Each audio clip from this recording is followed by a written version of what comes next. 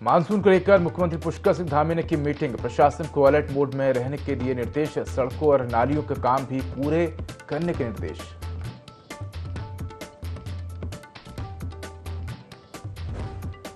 बद्रीनाथ और मंगलौर में होगी भाजपा के विजय रथ की परीक्षा। मुख्यमंत्री पुष्कर सिंह धामी बोले, प्रत्याशियों के चयन पर चल रही चर्चा, जल्द प्रचार में जुटेंगे भाजपा कार्यकर्ता।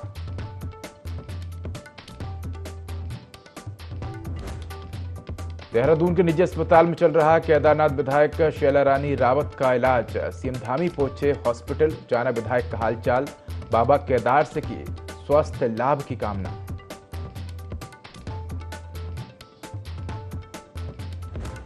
मौसम विभाग ने जारी किया लू का अलर्ट। मैदानी इलाकों में कहर बरपाएगी गर्मी। 40 डिग्री के पार जा सकता है पारा।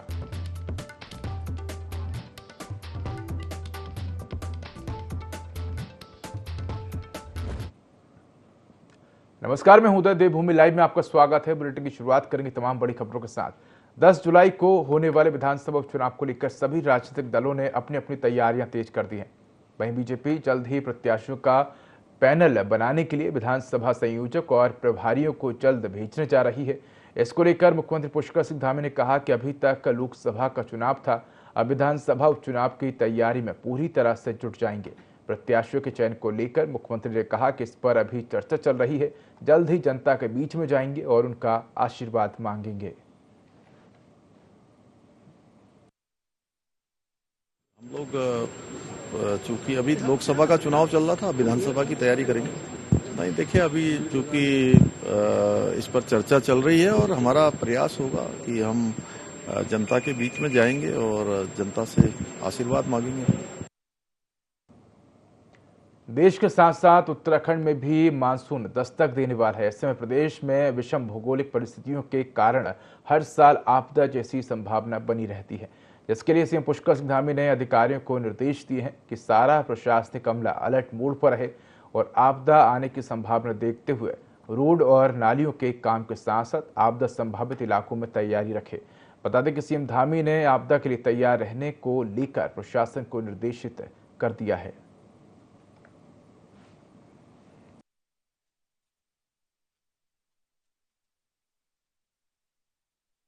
मानसून सत्र हमेशा से हमारे लिए एक चुनौती जैसा होता है, क्योंकि किसी न किसी रूप में हमको आपदाओं का भी सामना करना पड़ता है, अतिवृष्टि का सामना करना पड़ता है, नदी नालों की जो बाढ़ आती है उसका भी सामना होता है, जल भराव होता है। तो उसी से संबंधित क्योंकि आगे हमको किस प्रकार से काम करना है, हमारा पूरा एडमिनिस्ट्रेशन एक एक्शन मोड में रहे और जहाँ भी जरूरत हो उससे पहले से जो तैयारियाँ करनी है वो सब तैयारियों के लिए कि कहीं जहाँ साफ सफाई होनी है साफ सफाई हो, कुछ जगह पर जो नाले बंद हो गए हैं उन सबको खोला जाए, कहीं पर जो है कूड़ा जमा हो जाता है वो सब चीज़ें, और साथ में ऐसे समय में रोडें बंद हो जाती हैं तो रोडें भी खुलें। चूँकि चारधाम यात्रा भी चल रही है तो उसका भी विशेष रूप से चूँकि यह है कि कहीं मार्ग ज़्यादा लंबे समय तक अवरुद्ध न हो, तो इन सब विषयों पर बात कर रहे हैं।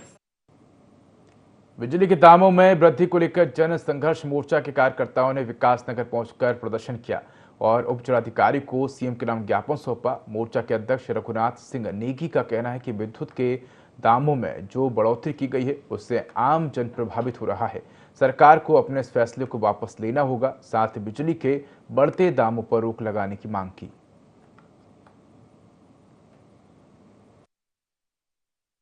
दरअसल बिजली के दामों में जिस प्रकार सरकार लगातार बढ़ोतरी करी, इसने एक आम जो उपभोक्ता है उसका जीना हराम कर दिया। सरकार कई तरह से लूटने का काम कर रही है, चाहे फिक्स चार्जेस के नाम पर सरकार को थोड़ी भी अगर सद्बुद्धि है, थोड़ा भी जनता की तरफ अगर उसको दया है तो उसे लाइन लॉस कम करने की दिशा में और तमाम जो ये यूनिट के स्लैब बनाए गए उसको 150 से 200 यूनिट का करना चाहिए और जो हमारा फिक्स चार्जेस इन्होंने हमारे पे थोपा है उसको न्यूनतम करे, जिससे आम उपभोक्ता बिजली का इस्तेमाल करे।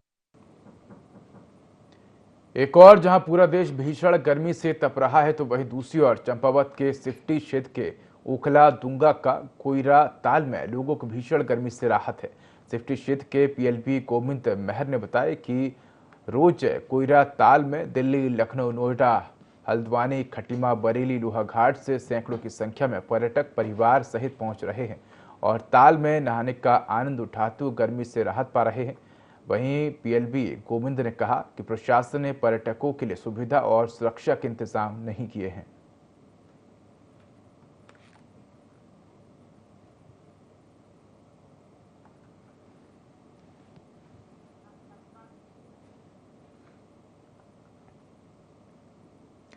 उत्तराखंड के प्रसिद्ध भगवान श्री विश्वनाथ और मां जगदीश शिला की डोली रथ यात्रा काशीपुर पहुंची। यात्रा के काशीपुर पहुंचने पर श्रद्धालुओं ने जोरदार स्वागत किया। यात्रा का स्वागत कार्यक्रम रामनगर रोड पर मेहरोत्रा इंटरप्राइजेज पर आयोजित किया गया। बता दें कि डोली रथ यात्रा के मुख्य पुरोहित उत्तराखंड के पूर्व शिक्षा मंत्री प्रसाद नेथानी रहे, जिन्होंने रथ यात्रा के दौरान मुख्य पुरोहित मंत्री प्रसाद नेथानी ने पौराणिक महत्व के बारे में बताया। वहीं इस यात्रा का उद्देश्य विश्व कल्याण और देव संस्कृति को जीवित रखना है।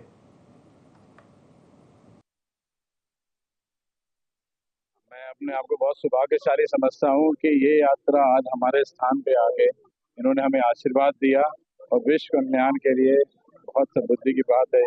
10,500 किलोमीटर ये यात्रा चलती है। काशीपुर में एक स्थान है और ऐसे ही पूरे महीने पूरे उत्तराखंड में 10,500 किलोमीटर चलना एक बहुत बड़ी बात है।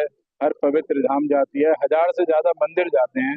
देवभूमि का कंसेप्ट हमारा साकार हो। हमारे राज्य की आत्मा देवभूमि की है, क्योंकि हमारे राज्य को देवभूमि का दर्जा मिला हुआ है, इसलिए ये यात्रा निकलती है प्रतिवर्ष। 16 मई को विश्वन पर्वत से चली थी। 17 मई को हरिद्वार में गंगा स्नान करने के बाद ये हरिद्वार जनपद, देहरादून, उत्तरकाशी, टिहरी, पौड़ी, चमोली, रुद्रप्रयाग, बागेश्वर, चंपावत, अल्मोड़ा, पिथौरागढ़, नैनीताल होते हुए आज उधम सिंह नगर के काशीपुर में। चमोली के बद्रीनाथ विधानसभा में उपचुनाव को लेकर आदर्श आचार संहिता लागू कर दी गई है। उपचुनाव की घोषणा के बाद सीमांत क्षेत्र जोशीमठ में सभी दलों की चुनावी सरगर्मियां और तैयारियां शुरू हो गई हैं। आदर्श आचार संहिता लागू होने के साथ ही प्रशासन स्तर पर एफएसटी टीमों को सक्रिय कर दिया गया है। सार्वजनिक स्थलों और कार्यालय के आसपास लगे पार्टियों की प्रचार प्रसार सामग्री, होर्डिंग, बैनर, पोस्टर सहित झंडे आदि हटाने का काम शुरू कर दिया गया है। बता दें कि बद्रीनाथ विधानसभा में कुल 1,02,145 मतदाता हैं।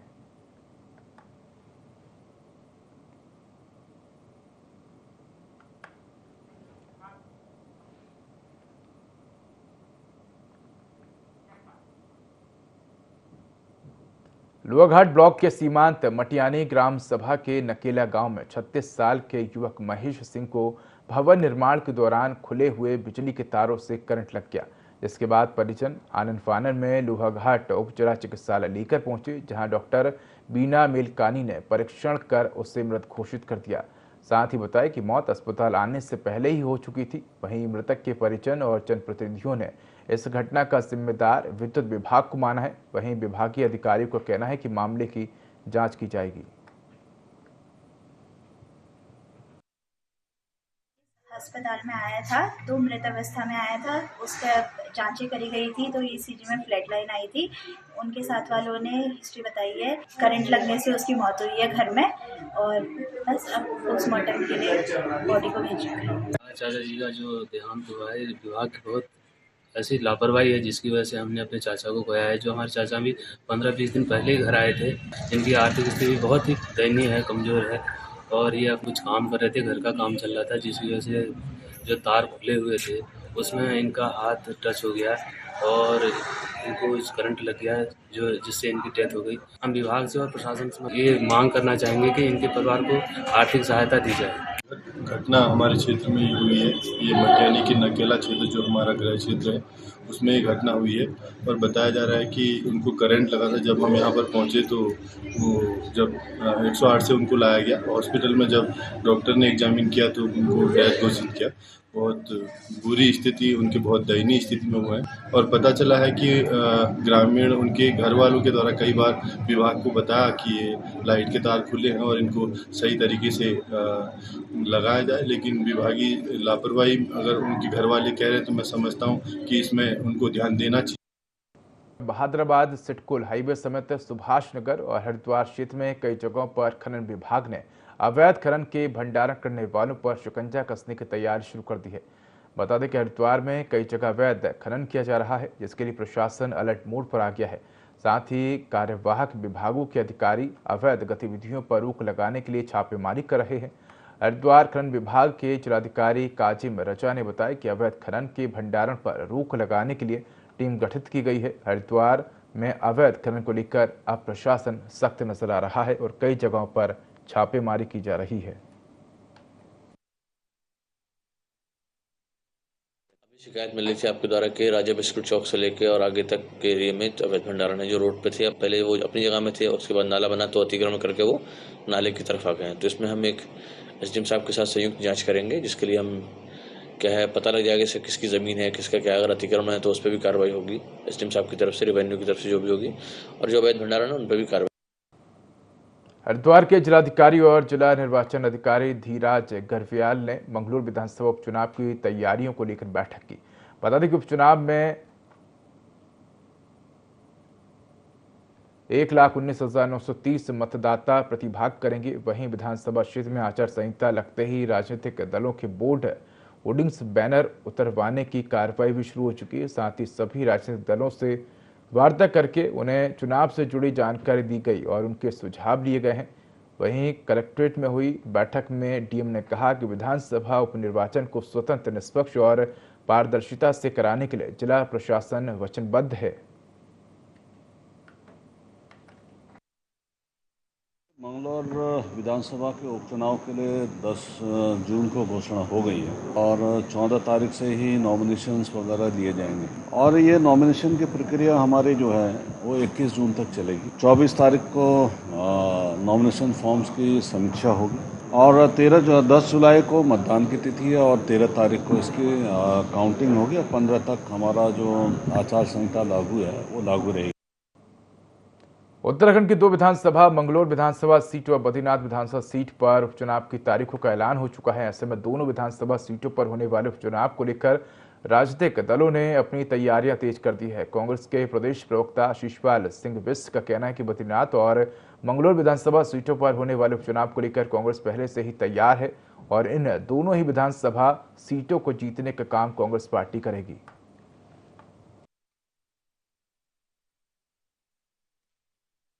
दोनों उपचुनाव को लेकर के कांग्रेस पार्टी पहले से ही तैयार है। जैसे ही लोकसभा चुनाव की रणभेरी बची थी, हमारा प्रतिनिधिमंडल राज्य के मुख्य निर्वाचन आयुक्त से मिला था और हमने तब भी जो है दोनों सीटों पर लोकसभा चुनाव के बीच में उपचुनाव कराने की मांग की थी, लेकिन किन्हीं कारणों से लोकसभा चुनाव के बीच ये जो है चुनाव संपन्न नहीं हो सके। अब चुनाव की घोषणा हो गई तो हमारी तैयारियां पूरी हैं, क्योंकि आप अगर लोकसभा चुनाव के मतदान के आंकड़ों को उठाएं तो मंगलौर विधानसभा में जो है कांग्रेस पार्टी की लीड इतनी ज्यादा है कि भाजपा उसको निश्चित तौर पर जो है कवर नहीं कर पाई। निश्चित तौर पर दोनों विधानसभा चुनाव में कांग्रेस पार्टी को मिलेगा, ये इसका मुझे पूरा भरोसा है।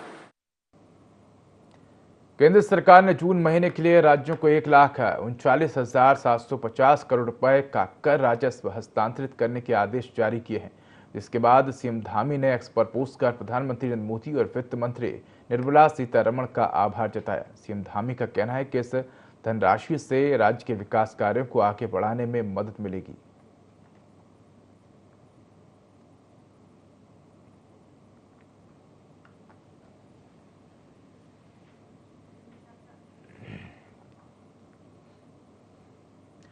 उत्तराखंड इन दिनों फिल्मों की शूटिंग के लिए बेस्ट डेस्टिनेशन बनकर उभर रहा है। उत्तराखंड में इन दिनों एक ऐसी फिल्म की चर्चा जोरों पर है जो उत्तराखंड के संदर्भ में वैश्विक तौर पर सबसे अलग होने वाली है।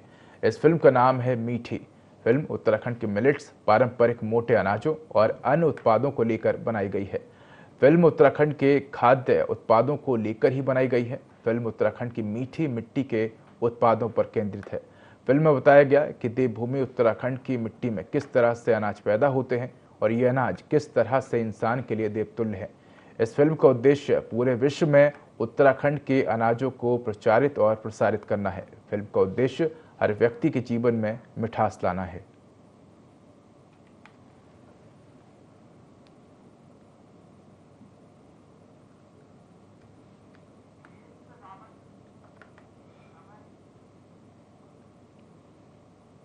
हरिद्वार लोकसभा से हार के बाद कांग्रेस प्रत्याशी रहे वीरेंद्र रावत हरिद्वार पहुंचे, जहां उन्होंने हरिद्वार प्रेस क्लब सभागार में पत्रकारों से वार्ता करते हुए कहा कि 14 विधानसभा की जनता ने हमें अपना सहयोग प्रदान किया। चुनाव में अपनी बात को जनता के समक्ष उठाया, लेकिन दुर्भाग्यवश सफलता नहीं मिल पाई। उन्होंने भाजपा के प्रत्याशी त्रिवेंद्र सिंह रावत को जीत की बधाई दी। वीरेंद्र सिंह रावत ने कहा कि जीत हार का फैसला तो जनता ही करती है, लेकिन वो क्षेत्र की जनता के मुद्दों से पीछे नहीं हटेंगे। उन्होंने अपने घोषणा पत्र की चर्चा करते हुए कहा कि 72 सूत्री मांगों के एजेंडे को केंद्र और राज्य सरकार के समक्ष रखा जाएगा। मांगों के क्रियान्वयन के लिए हर संभव प्रयास किए जाएंगे। वीरेंद्र रावत ने कहा कि बेरोजगारी, महंगाई जैसे मुद्दों को समय समय पर उठाते रहेंगे।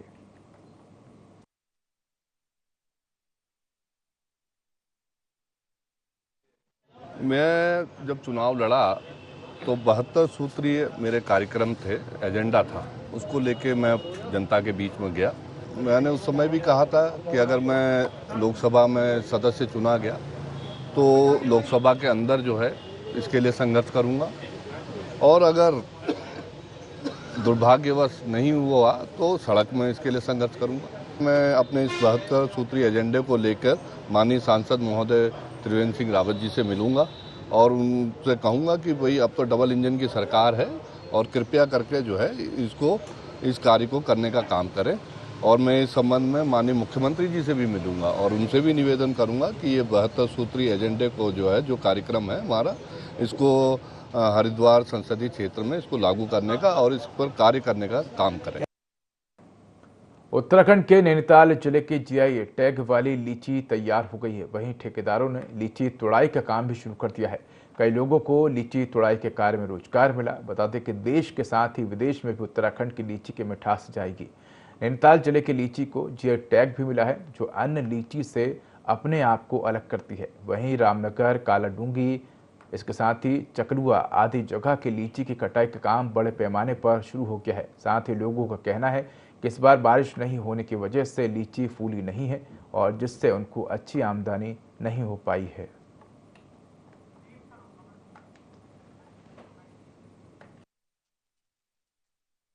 हमारी लीची का तुड़ाई कार्य हमने शुरू कर दिया आज से, और लीची हमारी बंगाल, कलकत्ता, इधर तुम्हारे दुबई वगैरह जाती है, विदेशों में भी जाती है।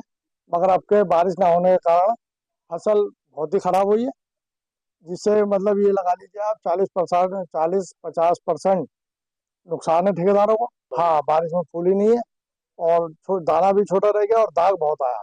देखिएगा, उत्तराखंड में रामनगर, कालाडूंगी और इधर के विधानसभा के क्षेत्र चकलुआ, गुलजारपुर और अन्य क्षेत्र भी हैं कालाडूंगी में, जहाँ की लीची राष्ट्रीय स्तर पर और विदेश स्तर पर भी ज्यादा फेमस है। यहाँ का लीची का टेस्ट काफी अच्छा माना जाता है और अन्य राज्यों के तुलना में यहाँ की लीची का टेस्ट स्वादिष्ट है और अच्छा है, जिससे कि ये राष्ट्रीय स्तर पर भी और विदेश स्तर पर भी फेमस है। उत्तराखंड में मौसम शुष्क होने से मैदानी क्षेत्र में भीषण गर्मी का प्रकोप जारी है। देहरादून समेत ज्यादातर मैदानी क्षेत्रों में तेज धूप खिलने के साथ ही पारा 40 डिग्री सेल्सियस के ऊपर बना हुआ है। वहीं आपको बता दें कि दून में अधिकतम तापमान सामान्य से 5 डिग्री सेल्सियस अधिक पहुंच गया है। मौसम विभाग के अनुसार अगले कुछ दिनों तक प्रदेश में मौसम में परिवर्तन के आसार नहीं है। इसके साथ ही मैदानी क्षेत्रों में लू चलने को लेकर भी चेतावनी जारी की गई है। हालांकि पर्वतीय क्षेत्रों में अधिकांश बादल छाने के साथ हल्की बूंदाबांदी भी हो सकती है।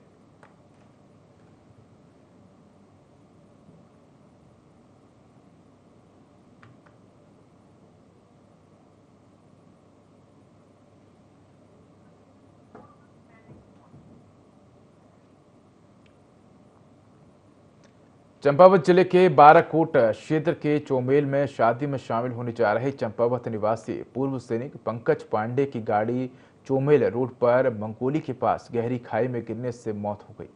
सूचना मिलने पर पुलिस टीम मौके पर पहुंची, जिसके बाद टीम ने फायर स्टेशन लोहाघाट को सूचना दी, जिसके बाद fire team FSSO Chandan Ram के नेतृत्व में घटनास्थल पर पहुंची और रात के अंधेरे में कड़ी मशक्कत के बाद पूर्व सैनिक को गहरी खाई से बाहर निकाला।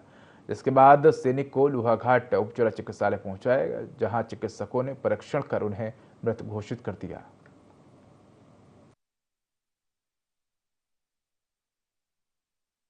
कल रात हमें 112 से सूचना मिली थी। चौमेल में लगभग 10 बजे के आसपास एक व्यक्ति की बाइक खड़ी है, उसका मोबाइल है, संभवतः वो खाई में गिर गया है। तो इस सूचना पे पुलिस भी गई, फायर सर्विस को भी भेजा गया। पता चला तो वो खाई में नीचे गिरा हुआ था। आज उसकी पीएम और पंचायत में की कार्रवाई की जाए। केंद्र में भारतीय जनता पार्टी की तीसरी बार सरकार बनने से देश भर में बीजेपी कार्यकर्ता खुशी से झूम उठे हैं। उधम सिंह नगर के महुआ खेड़ागंज क्षेत्र में भी जश्न का माहौल बना हुआ है। स्थानीयों ने भाजपा की नेत्री प्रियंका अग्रवाल और राजेश कुमार को लड्डुओं से तोला और एक दूसरे को मिठाई खिलाकर बधाई दी। बाजपुर विधानसभा कांग्रेस से विधायक नेता प्रतिपक्ष यशपाल आर्य का गढ़ माना जाता है और उसी गढ़ में बीजेपी प्रत्याशी अजय भट्ट ने विजय हासिल की है। मुख्य चौराहे पर जमकर आतिशबाजी की गई, साथ ही ढोल नगाड़े बजाकर बीजेपी कार्यकर्ताओं ने अपनी खुशी जाहिर की।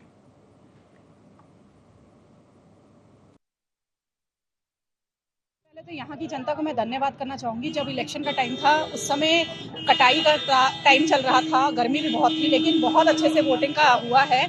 और मैं तो बस यही कहना चाहूँगी कि हमारे मोदी जी को चुन लिया है जनता ने, अब आगे उनका भविष्य भी और हमारा भी भविष्य उज्जवल है। खेड़ागंज बहुत ही अनुसूचित जाति बहुल्य क्षेत्र है। आपके सामने यहाँ पर अपार वोटों में वृद्धि हुई है और नरेंद्र मोदी जी का विजनरी नेतृत्व, अब आज देश के प्रधानमंत्री नरेंद्र मोदी जी तीसरी बार शपथ इस समय ले रहे हैं। इस खुशी में भारतीय जनता पार्टी महुआ खेड़ागंज मंडल के कार्यकर्ताओं ने समस्त कार्यकर्ताओं के साथ जो है उत्साह मनाया है।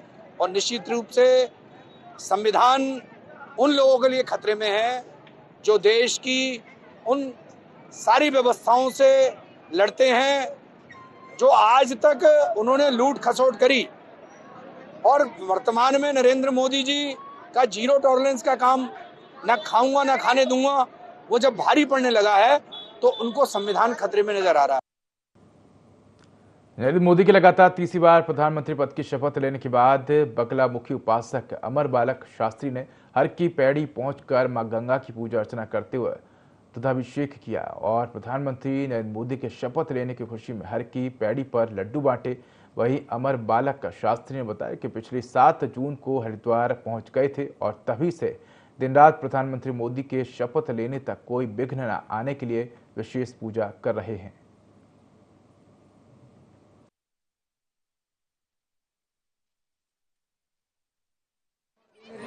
जिस प्रकार से समीकरण बने हुए थे उस प्रकार से देश में बहुत अस्थिरता नजर आ रही थी और ऐसा लग रहा था कि यादव नीतीश जी या चंद्रबाबू नायडू को किसी तरीके से बहका के अपने साथ मिलाया जा सकता है। और मेरा ये मानना था कि अगर ऐसा हुआ तो देश में काफ़ी अस्थिरता आ जाएगी, क्योंकि एक तरफ वो प्रधानमंत्री हैं जिन्होंने 10 साल शासन किया है और एक तरफ वो पार्टी हैं जिनके काफ़ी लोग प्रधानमंत्री बनना चाहते हैं। तो उसमें खतरा ये था कि वो 4 बनेंगे 5 बनेंगे तो देश में बहुत ज़्यादा अस्थिरता आ जाती। और ईश्वर की कृपा से, माँ बगलामुखी की कृपा से, गंगा मैया की कृपा से कल शपथ ग्रहण समारोह संपन्न हुआ और आज जो है मैं गंगा जी की पूजा कर रहा हूँ, इनमें दूध अर्पित करूँगा, लड्डू बांटूंगा। मुझे बहुत प्रसन्नता है कि भारत में एक ऐसी सरकार आई है जो कि आगे स्थिर रूप से शासन कर सकेगी। तो फिलहाल इस बुलेटिन में इतना ही। खबरों के अधिक अपडेट के लिए देखते रहिए INE 24। नमस्कार।